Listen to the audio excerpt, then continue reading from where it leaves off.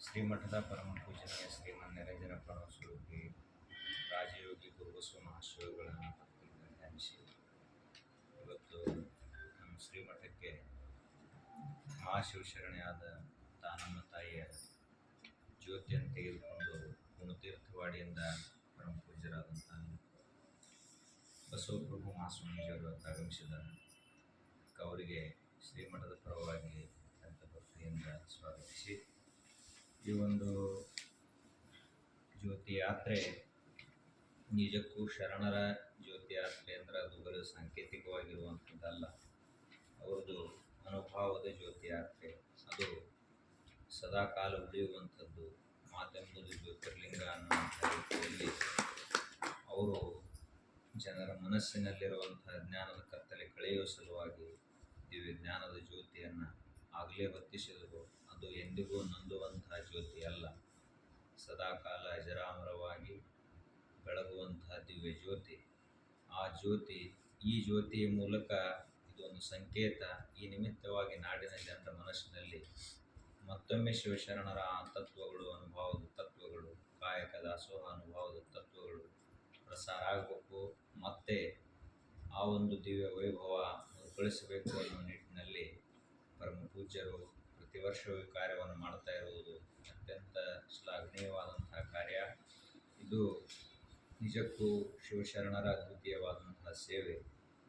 ಯಾಕೆಂದರೆ ಮಠದಲ್ಲಿ ಇದ್ಕೊಂಡು ಬರೀ ಮಠದ ಕಾರ್ಯವ್ಯಾಪ್ತಿಯಲ್ಲಿ ಇದ್ಕೊಂಡು ಅಷ್ಟೇ ಕಾರ್ಯವನ್ನು ಮಾಡಿದರೆ ಅದು ಬರೀ ಸೀಮಿತ ಆಗ್ತದೆ.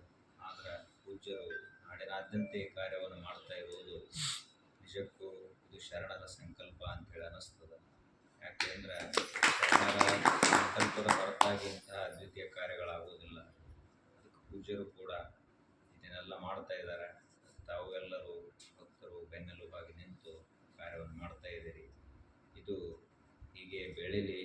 ಇದಕ್ಕೆ ಇನ್ನೂ ಹಲವಾರು ಜನ ಭಕ್ತರು ಶರಣ ತತ್ವವನ್ನು ಅಳವಡಿಸಿಕೊಳ್ಳುವಂತಹ ಇಚ್ಛುಗಳು ಅವರೆಲ್ಲರೂ ಕೂಡಿಕೊಂಡು ಈ ಕಾರ್ಯವನ್ನು ಇನ್ನಷ್ಟು ವ್ಯಾಪಕ ರೂಪದಲ್ಲಿ ಬೆಳೆಸಲಿ. ಇದು ಬರೀ ಕಾಲಘಟ್ಟಕ್ಕೆ ಮಾತ್ರ ಸೀಮಿತವಾಗಿರದೆ, ವಯಸ್ಸಿಗೆ ಮಾತ್ರ ಸೀಮಿತವಾಗಿರದೆ, ವರ್ಗ ಭೇದ, ವರ್ಣಭೇದ ಎಲ್ಲವುಗಳನ್ನು ಮೀರಿ ವಿಶ್ವದ ಸಮಸ್ತ ಮಾನವರಿಗೂ ಒಳ್ಳೆಯದಾಗಲಿ ಅಂತ ಬಯಸಿದಂಥವರು ಬಸವಾದಿ ಶಿವಶರಣ. ಸಕಲ ದೇವರಿಗೆ ದೇಶನೇ ಬಯಸುವ ನಮ್ಮ ಕೂಡಲ ಸಂಗನ ಶರಣರೇ ಕುಲಜರು ಅನ್ನುವಂತೆ ಎಲ್ಲರಿಗೂ ಒಳ್ಳೆಯದಾಗಲಿ ಅಂತ ಅವ್ರು ಬಯಸಿದರು.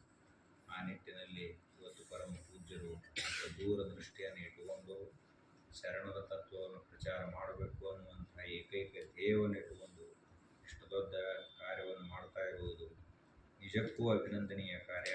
ಯಾಕೆ ಅಂದರೆ ರೊಕ್ಕ ಬರ್ತೈತಿ ಅಂದರೆ ಎಲ್ಲರೂ ಕೆಲಸವನ್ನು ಮಾಡ್ತಾರೆ. ಇದರಿಂದ ರೊಕ್ಕಿಲ್ಲ, ಏನಿಲ್ಲ, ಹೆಸರಿಲ್ಲ, ಏನೂ ಇಲ್ಲ. ಬರೀ ಶರಣ ತತ್ವದ ಪ್ರಚಾರ ಪ್ರಸಾರ, ಜನ ಅದನ್ನು ಅಳವಡಿಸಿಕೊಂಡು ಸುಖಿಗಳಾಗಲಿ ಅನ್ನುವಂಥ ಏಕಮಾತ್ರ ಉದ್ದೇಶ. ಅದಕ್ಕೆ ಪರಮ ಪೂಜ್ಯರು ಇಷ್ಟೆಲ್ಲ ಪರಿಶ್ರಮವನ್ನು ವಹಿಸಿ ಮಾಡ್ತಾ ಇದ್ದಾರೆ. ಅಂತಹ ಪರಮ ಪೂಜ್ಯರಿಗೆ ಬೀಳೂರಿನ ಪರಮ ಪೂಜ್ಯನೀಯ ರಾಜಯೋಗಿ ಗುರುಬಸವ ಮಹಾಶಿವಯೋಗಿಗಳವರ ಆ ಶಿವಯೋಗದ ತಪಸ್ಸಿನ ಶಕ್ತಿ ಕೂಡ ಅವರಿಗೆ ಹರಸಲಿ.